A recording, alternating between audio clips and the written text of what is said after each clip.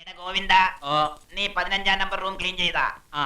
എടാ, ഈ മുറിയിലെ കട്ടിലെടുത്ത് 15-ാം നമ്പർ മുറിയിലിട്ടിട്ട് അവിടത്തെ കട്ടിലെടുത്ത് ഇവിടെ ഇടാനല്ലേ മൊലാളി പറഞ്ഞത്? അതെ. എന്നാ പിടിച്ചോ. പിടിക്കാം.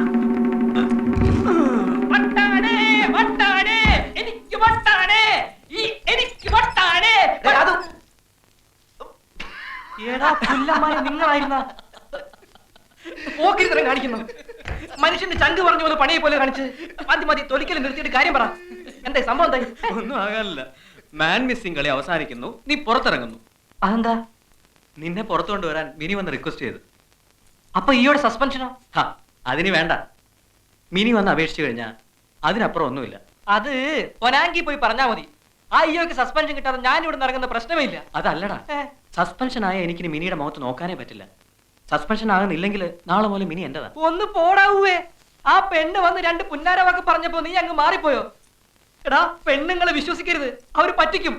ഒരു ദിവസം അല്ലെങ്കിൽ ഒരു മണിക്കൂറെങ്കിലും അയ്യോ ഒന്ന് സസ്പെൻഡ് ചെയ്യിക്കണം. നമുക്ക് എത്ര ഇടിയാടാ കിട്ടിയത്? മിനി എനിക്ക് കിട്ടാനായി എന്തും ചെയ്യാമെന്ന് വാക്ക് തന്നതാ നീ. ഇപ്പൊ ഞാൻ പറയുന്ന പോലെ ചെയ്താ നാളെ മുതൽ മിനി എന്റേതാ. ഉറപ്പാണോ നിനക്ക്? ഉറപ്പാ. 100%? 100%. എന്നാ വാക്ക്? വാക്ക്. മിനിയെ നിനക്ക് കിട്ടുമല്ലോ. കിട്ടും. എന്നാ റെഡി.